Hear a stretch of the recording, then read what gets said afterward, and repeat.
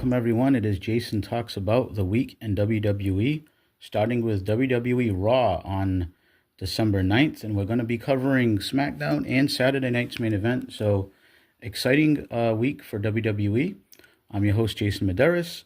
Please give us a like and a subscribe on YouTube, and give us a follow everywhere you go on social media, at Jason Talks About in most places. And the music you heard up at the top, my intro music there, that is from Reality 508. Wherever you get music, please check them out. Support local talent. And all right, so let's get into the week in WWE. So Raw opens up with Gunther doing an in-ring promo, and Finn interrupts with the Judgment Day.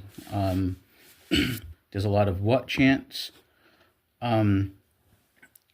So, Finn comes in, he's face to face with Gunther because, they're going to fight on Saturday night's main event because Finn's been messing with Gunther and interfering in his matches the last few weeks. Gunther kind of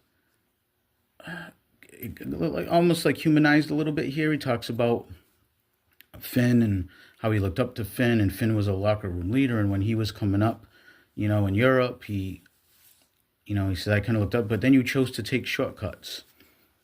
And I found that a little funny because, Gunther is a heel, but I guess he's almost like an honorable heel. It's kind of an odd dynamic with this character. He does talk about how you were the second fiddle to Damian Priest. I wrote that Gunther was starting to sound like a face as the promo went on. He says, basically you're not on my level.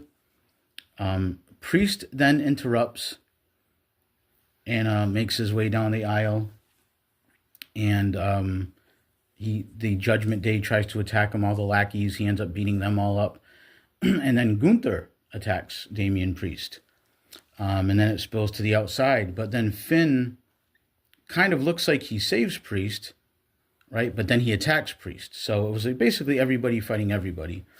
Finn ended up giving the coup de grace to Gunther on the outside.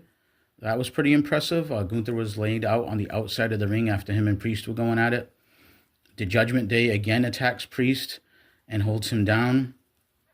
And he ended up receiving 3 coup de grace from Finn Balor. So not a bad opener, opening to the show. We opened with some action. So they're continuing with the whole, the triple threat story here. Priest and Finn have unfinished business. Priest and Gunther have unfinished business because Finn has been interfering. That's pissing off Gunther. So, all 3 guys have an axe to grind with each other. So we're heading into that triple threat at Saturday night's main event. Okay, so then they went to break. They came back. Pierce was in the back with the Judgment Day. So I get a little ahead of myself. They hadn't actually announced that Priest was added to the match yet until right now. So that's when Pierce said, you know what, Priest is added to the match. And of course, Finn didn't like that very much. And he says, you know what, Finn, you're so concerned with the world title. You have the tag team titles. And next week, you're facing the War Raiders again, this time with the Judgment Day banned from ringside.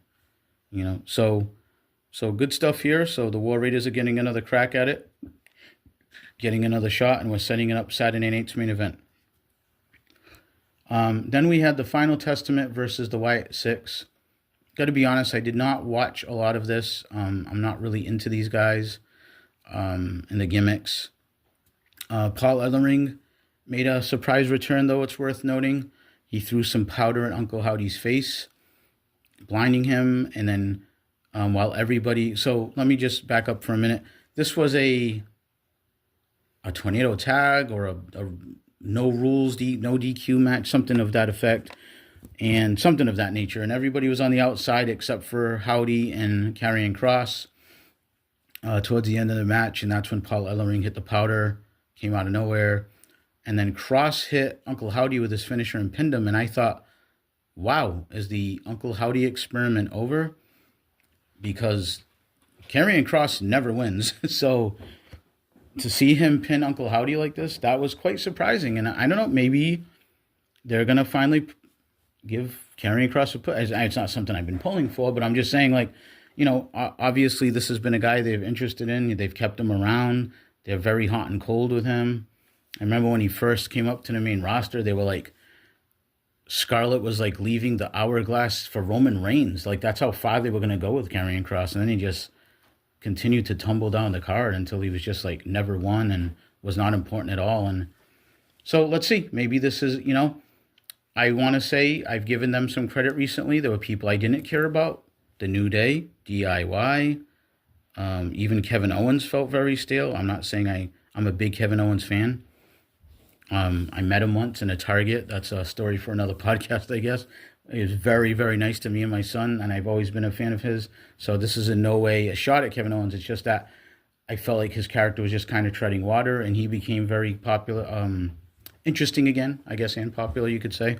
So I do want to give WWE credit, and who knows, maybe they will make Karrion Kross and his group interesting. I'm not interested in them right now. That doesn't mean they can't work their magic, because they've been very good in the last year or so. Like, their track record has been good at saying, all right, we're going to make somebody hot again, and they've done it. So good, good on them. So let's see. So I want to have an open mind. As of right now, I don't really give a crap too much about the Wyatt Six and the Final Testament. I just, in my opinion, it hasn't been very good, but we'll see if they can win me over. Jackie Redmond was then in the back with Punk. She asks about that favor that Paul Heyman owes him. He says it's personal. And he starts to talk about Seth. He says, I think he's confused by his hatred. He talks about how Seth was 16 years old when he asked Punk to train him for free. And Punk did that. And he says he thinks he now has that Seth has a sense of entitlement. Something about if I lived in my shadow, maybe I'd be mad at me too. And the star is back now. And, so just throwing a lot of shade in that CM Punk way that he does things. And so this is good. They're both baby faces, but it feels like a very personal issue. And I like what WWE is doing now, because they're giving a lot of depth to these characters and a lot of continuity to the stories and the way the characters act. And so they have been really on a roll lately with their storytelling. Then we go out to the ring, and it's Dakota Kai versus Liv Morgan. The group of, oh my God, what's their name again? I can't remember their name. They have a strange name, but it's basically Shayna Baszler and her crew come out to the ring. And I wrote that this was kind of sloppy, this match. But Shayna Baszler and her crew, were intervening a little bit here and there. And ended up causing a distraction, and Liv Morgan won with the Oblivion. And Shayna Baszler and her crew attacked. And then Damage Control made the save. And in the confusion, Liv Morgan snuck back in the ring and gave another Oblivion to Io Sky, because the Dakota Kai and Kairi Sane had dived out onto the heel group on the outside. So they're setting up, Liv Morgan and Io Sky for Saturday night's main event. So good on them. They gave Liv a win here. Didn't really hurt Kai because there was interference, and setting up more intrigue with Io Sky and Liv Morgan. And I'm interested to see that, because it's one of the few times that Liv Morgan as a heel is going to wrestle somebody as small or maybe even smaller than her. So I'm interested to see that dynamic in the ring. Then they did a Drew McIntyre package showing that he's back. And I'm really glad he is. I'm a big fan of his, and I wish they would do more with him. And not that he's a big part of the show, don't get me wrong, but I just didn't like how they wouldn't pull the trigger with him with the belt in Scotland twice already, and kind of annoys me. But anyway, they did the package. He talked about the massive blood loss he suffered in hell. So again, getting the Hell in a Cell over, that making it feel dangerous again, like being in that match is just so brutal that he lost so much blood. He was out for weeks, and we saw CM Punk all bandaged up and limping around and disappear for a few weeks as well. So again, good on WWE going back to basics. I talked on the last episode about Bronson Reed's splash, a simple thing like a pile driver. They're making things feel, when the little things mean more, everything means more, right? And I don't want to get on the AEW tangent, but right now on the other channel, nothing really means much. Like nothing. Like you can get pile driven on steel steps and, you know, thrown off of a ladder through glass and lit on fire, and it's just like another day at the office. So that's why I don't think things resonate as much right now on the other channel. That's just my opinion. But WWE is doing a really good job of breaking things back down to basics. So again, it's a little thing, but McIntyre mentioning that cell and that blood loss he suffered and how he was out, and it almost makes it feel more quote unquote real, like a realistic sport. Like, oh my God, you know, if you saw a big fight between two UFC fighters and one guy just profusely bled throughout the match and maybe they had to stop it or something, you know, that would take some recovery time. You wouldn't just be like, you know, hey, I challenge you to a fight tomorrow, you know. So he talks about how, you know, back in Scotland his family needed him, and he goes all the way back to the, you know, Sami Zayn teaming with the Survivor Series with Roman. And he talks about how he's, you know, he took out Jay and Sammy and all this stuff. So, you know, McIntyre's back. He's gunning for the people who he felt have wronged him, and I'm here for it. I like it. I like that they're keeping him interesting, and I hope that they catapult him back to the main event scene. Then we go back to backstage area. So the New Day, there was a thread throughout the show where they're walking throughout the arena and people are just giving them the cold shoulder and shaking their heads at them after the way they treated Big E last week. They end up bumping into Cody, who was coming out of Adam Pearce's office. So that's interesting. You know, we talked about this transfer window thing that's going on, and Netflix is happening. And so Cody Rhodes is over here. I know, could he be switching shows? Who knows? They've been teasing this with a lot of people. But Cody just kind of looks at them and tells them they should be ashamed of themselves. And they just kind of, you know, laugh it off and just you know, head to their, you know, head on their way about their business. So then we got to another good segment, and this is crazy because I know a lot of AEW fans, I see this a lot online, and I'm not 100% against the argument. They talk about the lack of wrestling on WWE. The thing is, when people are this over, you can get away with this stuff. There's only been a couple of matches, and now we're going to another in-ring promo, but it's Seth Rollins. Now, after what we heard from CM Punk, I got to admit, I was on my couch saying, okay, shit, I want to see what this guy has to say. I want to see what his clapback is, you know what I mean, as the kids would say. So he gets in the ring, and I did write, Seth is still super over. So it's like, you know, it's not like they love Punk, so they're booing Seth. Not exactly. He's still over when he comes in. They're still doing his song and getting a lot of cheers. He talks about Punk being a career politician. That did draw some boos when he really started to dog on CM Punk. Said he's a fraud and a con man, and, you know, we were friends, and he walked out of the company. He ghosted me and everybody. He tried to tear the company down for 10 years. So again, I like this. This is some real life stuff, pulling the curtain back just a little with easy to understand stuff. Not, again, I'm sorry, this isn't a bash AEW podcast, but it's the two biggest companies out there, all right? And I'm going to make comparisons sometimes. A lot of times in AEW, we've seen storylines where it's like, oh, well, back in Chikara, you wouldn't do business with me, you know, 13 years ago when with like 70 people were in a stadium, you know, in a gym somewhere watching it. Like, you know, it's like stuff that, like, you shouldn't have to do homework to figure this out.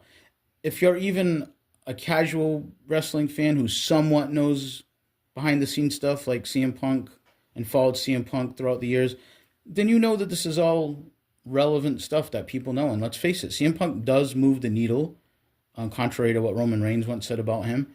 The ratings are showing it, the merch shows it and everything. So people do pay attention to what's going on with CM Punk. And he did bury WWE for 10 years. I mean, that's real. So this was good. And then Seth really starts to go low and says, you know, you failed everywhere. You burned all your bridges. And that's why you came back. And then the CM Punk chants got louder and louder. And so, yeah, I used to chant his name too. And he talks about how, I did what you never did, main event WrestleMania, and that was another low blow. Sammy interrupts. He comes out. He says he's sorry about accusing Seth for the J attack. We've been friends for 20 years. And he says,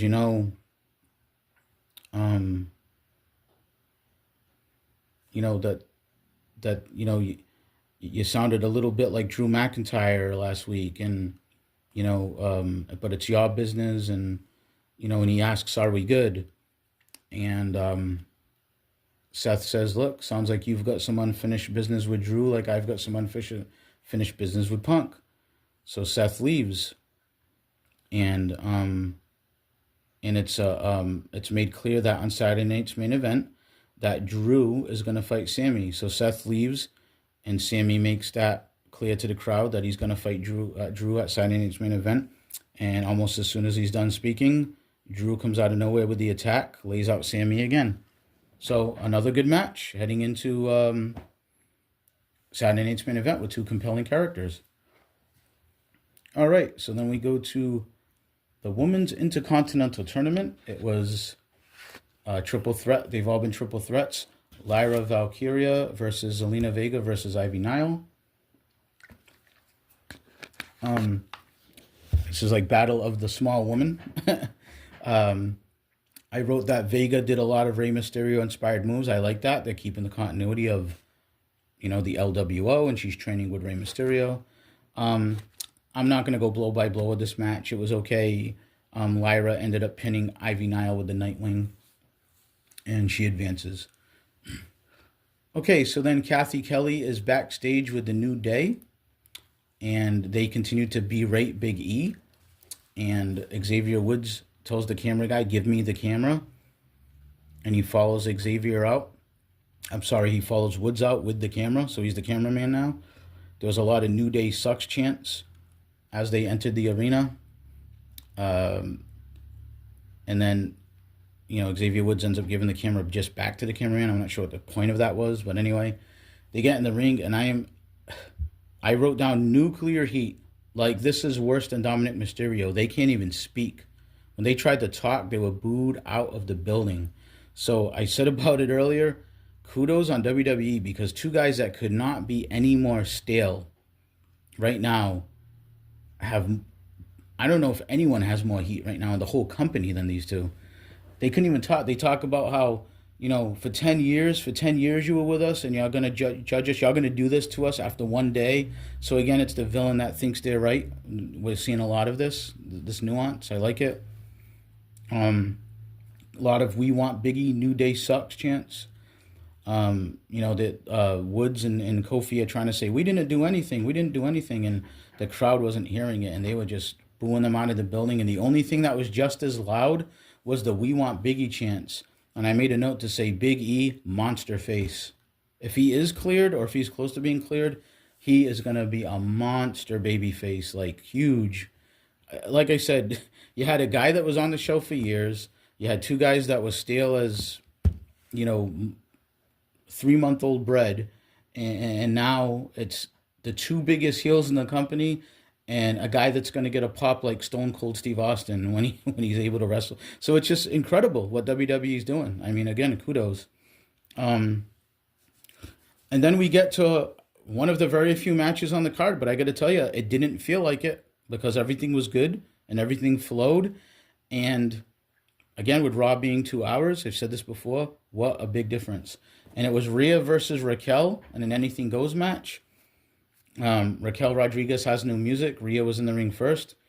Rhea jump-started the match on the entranceway, ran down, jumped up and punched Raquel. They're going at it. Rhea did an awesome, like a drop kick off the top rope. That looked really good, especially for her size. Liv ended up interrupting in the match. And there was a spot. So this was Anything Goes. There was actually, for a little while, I guess maybe it's the dad in me. I was getting really nervous because there was a chair that was kind of upside down in the ring. And I was like, oh man, somebody is going to fall on that. But Liv interrupted the Riptide at one point. It was Rhea had Raquel up in the Riptide, but Liv interrupted. She gave the Oblivion to Rhea. Io Sky came in and disposed of uh, Liv. So again, the thread going through the show, again, the intertwining storylines. They're fighting at Saturday Night's Main Event. This helped Rhea take back over because Raquel got distracted by Io Sky attacking Liv. And the Riptide through the table, and Rhea wins. And then a little interesting exchange as we went off the air where Rhea and Io both grabbed the world title. And both kind of look like, you're kind of like, ooh, what's going on here, you know? So, a little tease, a little intrigue there that, they're basically saying, ooh, what if Io Sky wins? Does that mean Rhea has to go after her? I guess. So, good show, I have to say. Not heavy on the wrestling, and I know that's going to be a trigger for some people, and I'm not totally disagreeing with that. But if a show's good, a show's good, period. Okay, so WWE SmackDown for December 13. Okay, before we get going, just a reminder, if you're listening and you like what you hear, please give us a like and a subscribe, comment, share, all that good stuff. Okay, so Jimmy Uso in the ring opens up the show to do a promo. He's got a crutch. The crowd is yeeting. He says that's the wrong twin. I did write, there was something off about the audio here, and I know that WWE is doing some pre-tapes because of the holidays, so I don't know if that's why, but it actually sounded like the crowd was a little sweetened like they were doing not too long ago. I wouldn't think WWE would need that at this point, but who knows? Jimmy talks about how he's all alone tonight. The tribal chief ain't there. The wise men ain't there. Jay's not there. Sammy's not there. He's all alone. And just as he starts to talk about that, Drew McIntyre comes in and claymores him. So Drew McIntyre is on a mission. He is going to take out everybody who's wronged him. And again, I like it because Drew McIntyre is a heel, but he's not wrong. These people have all screwed him over in the past, and he wants his pound of flesh. The officials ended up breaking it up. They go to break. They come back. Aldis is still, he's in McIntyre's ear. He met him out at the ring when, all the officials broke things up. And McIntyre's just got this big shit-eating grin on his face. And they go all the way back, near his office. And as they're doing this, and this is how the show flows really well, Aldis is walking with McIntyre.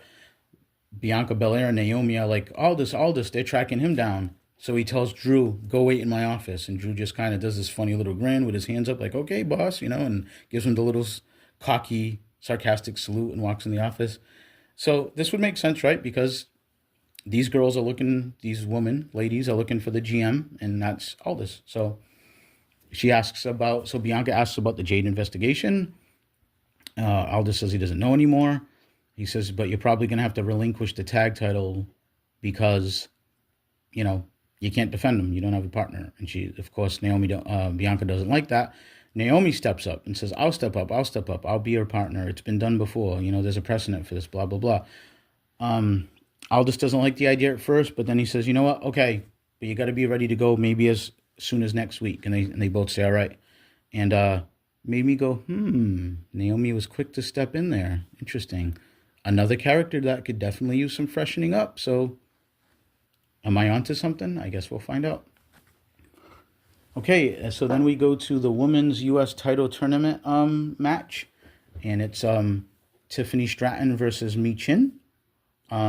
Interesting thing that they mentioned during this match was Michael Cole talked about Mi Chin being a former TNA knockout champion. So a little surprising to hear them mention that. So could there be some TNA crossover in the works again soon? I mean, they've had a friendly relationship, so I wouldn't doubt it. I did write that there was the PME, Prettiest Moonsault Ever, seemed to be a little bit of a botch. Not necessarily on Tiffy's part, but I think Mi Chin didn't roll out of the way quick enough, or something went wrong because it didn't look good. But basically the story was supposed to be that Tiffy missed it, even though she hit some of it.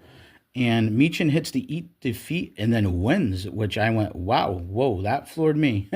So They're giving Meechin a chance here. I was really surprised to see her go over Tiffany Stratton. Nothing against Meechin. It just, and the hierarchy of the way these two women have been booked, I was not expecting that. So, okay. There was a quick DIY video, just, them as heels. Again, just refreshing. I'm at least somewhat interested in them again. So that's good. There was a Roman Reigns video package as well.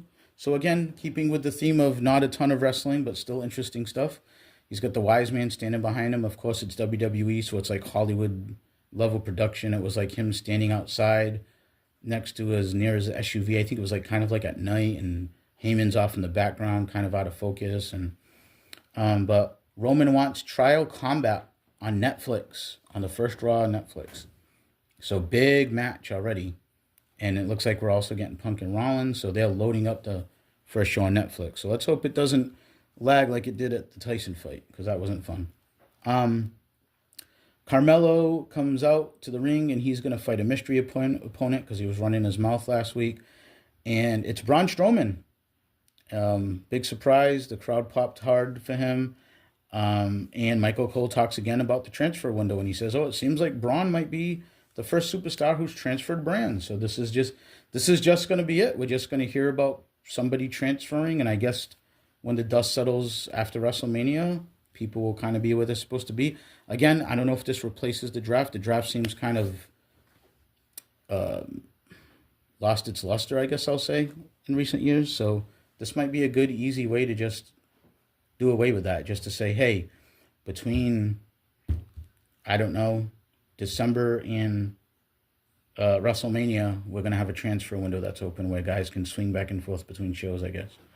Anyway, Braun Strowman wins with a power slam. Not much to say here. It was a very dominant match. I'll give Carmelo kudos for his selling and his bouncing around. I mean, he really made Braun's power moves look really good, the way he bounced all over the place.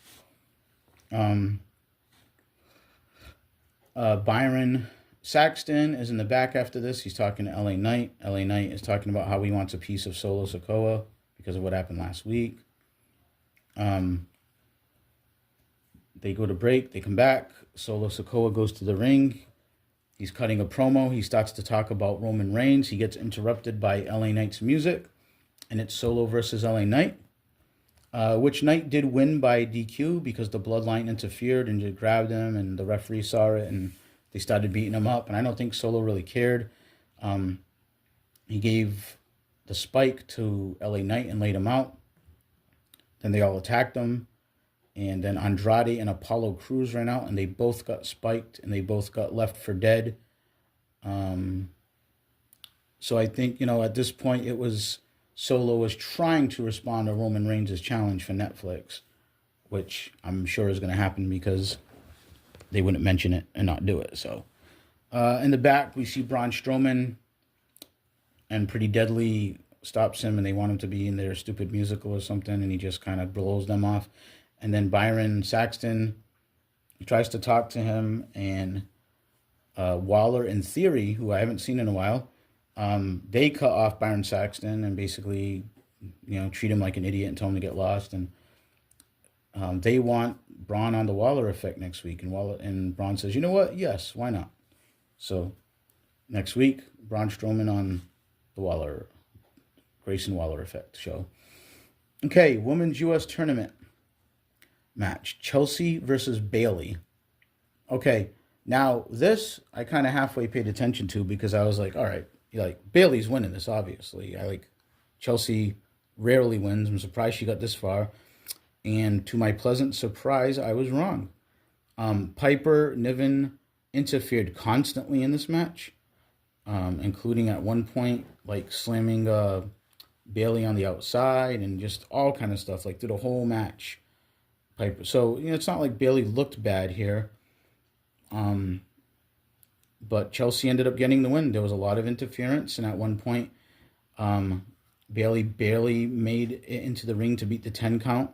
And as she did, Chelsea grabbed her into the unprettier and pinned her 1, 2, 3. So they might, I wrote at this point, wow, they might do it. They might pull the trigger because now it's Chelsea versus Meechin. So The two most unlikely, unexpected people, I would say, starting off the tournament are in the final on Saturday night's main event.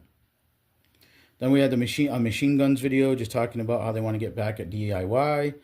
And then we had a Nakamura video. So again, but I'm interested. I'm interested in these guys, especially Nakamura. I've talked about what a big fan I am of his and what they're doing with him.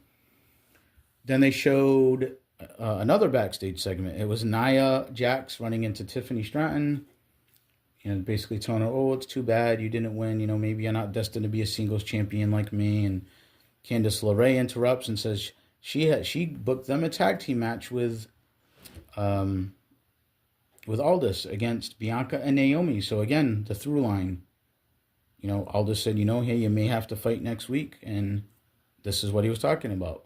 You had Candice LeRae politicking to him on behalf of herself and Nia Jax. So they have the shot next week against Bianca and Naomi. And she says some snide remarks to Tiffany Stratton. And Tiffany is left looking sad, but looking down at her briefcase. So again, teasing her cash-in. Then we go to a segment in the ring where it's Michael Cole. I think they've been using him fairly well lately. He calls out Cody Rhodes. It's supposed to be Cody Rhodes and KO in the ring for a segment. And there's no KO. No KO. He doesn't show up. Then he's on the big screen. He's back in his car again. I wrote that, again, KO making sense. He's just pointing out a lot of things about Cody teaming with Roman. And, you know, it's like him, Seth, and Drew, like all pointing this stuff out. Makes a lot of sense to me. But then he gets really low. He starts to call him a bad friend, a bad son, and a bad brother. And that he was way more interesting as Stardust. So Cody gets fed up and he goes looking for KO. And he goes out to the back and he's looking for KO. And boom, KO attacks him. And then they brawl all the way to the ring. And security is trying to break him up. But the security is getting beaten up. They did a really good job of this where it played out. So the belt, Cody dropped his belt in the scuffle. Kevin Owens picked it up. And the officials at this point were trying to restrain Cody. So they basically had his hands compromised. And that's when KO hit Cody with the belt. So it was really well done, the timing of it all and the logic of it. And we go off the air with Kevin Owens standing tall with the title. And he's got a Stardust t-shirt on. So that was pretty funny. All right, and that led us all to Saturday night main event. Okay, so this was on December 14th, Saturday night's main event.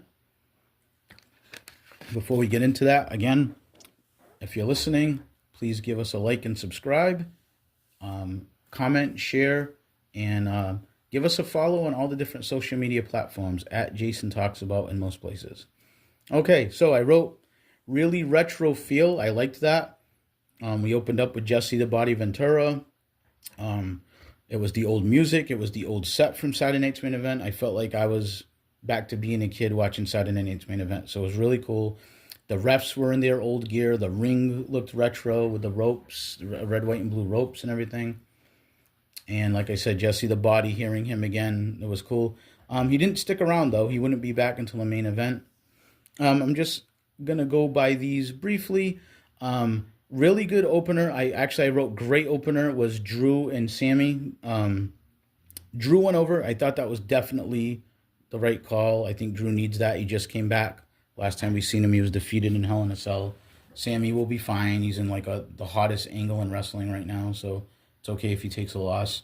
You could tell Michael Cole was kind of appealing to possible new viewers or maybe more casuals that said, hey, there's a Saturday night's main event. I remember that, and decided to kind of give it a shot. So kudos to them for recognizing that. There was a lot of legends. I'm not going to cover every single appearance or angle, but we saw Tito Santana and Coco Beware and just all different legends throughout the night. So definitely had that feel of like, you know, you might get some casuals tuning back in, like when they used to do those throwback Raws and stuff. Next match was the Women's World Championship, where Liv Morgan defeated Io Sky pretty clean. So I guess that was good to see. Liv is the champion, and we don't see her. We see her cheat a lot and barely scrape by. And this was a back and forth match, hard fought, but she did win it pretty clean. Looked like she did have a broken nose, though. I think it came from a knee strike midway through the match from Io Sky. Um, but again, yeah, decent match, and Liv gets the win. And this just flowed. It was 2 hours, and this did have more wrestling. So for the people that complain about the wrestling, this show did have talking and appearances and backstage stuff, but they were pretty brief, and then we got back to wrestling, which is how Saturday night's main event used to be. So then we get the World Championship, Gunther versus Priest versus Balor, and this was, decent match. All three guys can work. I'm getting a little bit tired, though, of the combination of the three, to be honest. Gunther at one point powerbombed Priest on the steps. That was impressive because Gunther kind of didn't get him all the way up in the powerbomb and had to just really power him up there for real and powerbomb on the steps. Now, the difference is in this, sorry, I keep going back to AEW, is that this wasn't just like powerbomb on the steps, throw him in the ring, and he kicks out at two. It was powerbomb on the steps, he's out of commission for a while, which opened up Gunther and Finn to do some stuff together. But eventually, it was Gunther did powerbomb Finn and get the win. Again, right call. I mean, you're not going to give the belt back to Priest that quick, and you're definitely not going to give it to Finn Balor over Gunther, I don't think. So, okay, Gunther did later on to talk about how there are no more doubts left. He's kind of exercised his demons. So they had a little character arc with Gunther, which was good because he's always been kind of a stoic, kind of almost non-emotional, non-human character. So I'm not saying I want soap opera hour with Gunther, but, just keep things interesting. Then the U.S. Women's Championship final, Chelsea versus Michin. And I thought to myself, they've really opened the door here. They might do it for Chelsea. Again, so Michin did not look bad here because there was constant cheating by Piper Niven. At one point, she gave her the boss man slam on the outside of the ring. And I got to say, the crowd was pretty quiet for Michin because I think if there was any other outcome than Chelsea winning, the crowd just wasn't going to have it. So nothing against Michin, but when she fired up and did a lot of babyface stuff, the crowd was kind of quieted down. At one point, Chelsea did the Rough Rider in honor of her husband, and Michael Cole did refer to it as the Rough Rider, and there was a big woo, woo, woo chant from the audience. There was Let's Go Chelsea chants. And Chelsea Green did win with the Unprettier eventually. And she is the first ever United States Women's Champion. So good for her. People that have been listening the last few weeks probably think I'm some kind of big Chelsea Green mark. I'm not. But I do like to see WWE give people their due. And I do know that Triple H tweeted something to the effect, I'm going to butcher it, but something to the effect of like, you made, like, basically that she made every minute count, every opportunity, no matter how big or small. And I agree with that. She's very, very entertaining, and she's had to play like the fool a lot of times for people, and she just does her job, and it's nice to see someone like that get rewarded after all this time. And I've talked about, I think, Harley Cameron to a lesser degree is kind of the Chelsea Green on the other show. Just somebody who's always there and is funny and entertaining and is, loses a lot, but, understands the assignment. And I think Chelsea Green definitely understands the assignment. So good on her. I don't know how long she'll have it, but she'll always be the first. Okay, so then, keeping with the flow of the show, we had Cody versus KO. And Cody comes out with the beautiful Winged Eagle belt. Man, did I pop for that. I usually call it the Bret Hart belt, like a lot of people, because I just automatically associate Bret the Hitman Hart with that belt. I love it. It's my favorite title of all time in all of wrestling. Jesse the Body was back on commentary, and this was great. Good match. I didn't expect any less out of these two guys. There was a ref bump at one point, and when there was, KO hit the stunner and should have won. The crowd actually counted, and he definitely had Cody down for way more than 3. So Kevin Owens does have a bitch. So his character can continue with this nuanced storytelling. He's somehow getting wrong. He's getting cheated. He's, at one point there was a second ref bump. KO grabbed the chair. Now, here's the thing. You could say KO brought in the chair for notorious reasons. Okay. But he went to go hit Cody with the chair. He missed. Cody landed the Cody cutter and then gave him the crossroads on the chair. So Kevin Owens introduced the chair, so too bad on him. But he can say, I had Cody pinned and Cody crossroads me on the chair. And Jesse the Body Ventura, in true classic Jesse the Body Ventura fashion, being the heel that he is, did point that out. That he thinks Cody ripped off KO again. And you guessed it, Cody did get the win with the crossroads on the chair. 1, 2, 3. After the match, and I think this was shown exclusively on YouTube, Kevin Owens did attack Cody and did package pile drive him. And again, going back to what I said earlier, you make things mean something. The pile driver is so over right now in WWE, and this was a package pile driver, which obviously looks way more dangerous. And the crowd is a little sadistic. I'd say about 25% of the crowd was saying one more time, one more time. Nick Aldis came out. He was great. The officials, I mean, it was like immediate. People scrambling. The EMTs, they get out the stretcher. Cody's on the stretcher. They're trying to get Cody. They've got him on the board. They're trying to get him on the stretcher. And KO comes and stands on Cody's body with the belt. And like I said, that same probably quarter of the crowd cheered on Kevin Owens and was saying, so there was "you deserve it" chants as Cody was getting wheeled out. I don't know if that meant "you deserve it" to Cody for the people that apparently there's a movement of people that are agreeing with Kevin Owens, or maybe it was "you deserve it" because Kevin Owens was holding up the title. Could have been either or, could have been a little bit of both, but that's what they were doing. And there was, I'm sure by the time you're listening to this, if you're a wrestling fan, you've seen it all over social media, the exchange between Triple H and Kevin Owens. As Kevin Owens went to the back, he slaps the belt out of his hand. They're getting in each other's face. They're pushing and shoving. Officials had to get in the middle. They're yelling at each other. So again, but they did it. It's like fan footage, like fan cameras caught this, and then it got shared on social media. So again, it's good. It's like, it's almost like, hey, we're pulling back the curtain and letting you peek a little bit. But, it's obviously part of the show, but almost feels like, is it not? Like, just keeping people guessing. I mean, we know it's part of the show, but the fact of the matter is it's a good show. And it was another good week for WWE. I thought Raw and SmackDown were at least good enough, to keep my attention through the whole 2 hours of each show. I thought Saturday night's main event delivered. It was a more wrestling heavy show after the other two were more about the storylines and the promos and everything. So good week for WWE again. They are really on a roll.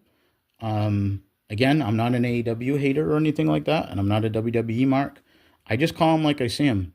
And I've told people that I'm going to give my opinions on the show, and I'm going to be honest. And honestly, right now, WWE is red hot. There are so many ways they can go, and there are so many compelling people on the show, and they are just running on all cylinders. And soon they're going to be heading into my favorite event, the Royal Rumble. So, I mean, can you imagine that match with 30 people in there and how many people are interesting right now? Wow, I mean, they are just smoking right now, WWE. But that was it. Those were my thoughts on the week in WWE. I hope you enjoyed them.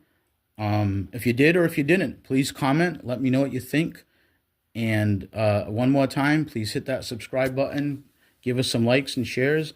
And I'd really like to engage with you guys. So comment on some of the stuff. Tell me what you think. Again, good or bad. I'll take the constructive criticism. Just everybody be kind. No need to be, awful to each other. But again, doesn't mean you have to love everything I say either. These are just my opinions. So that was it for this edition of Jason Talks About the week in WWE. And we will see you next time. Thank you. Take care, everybody.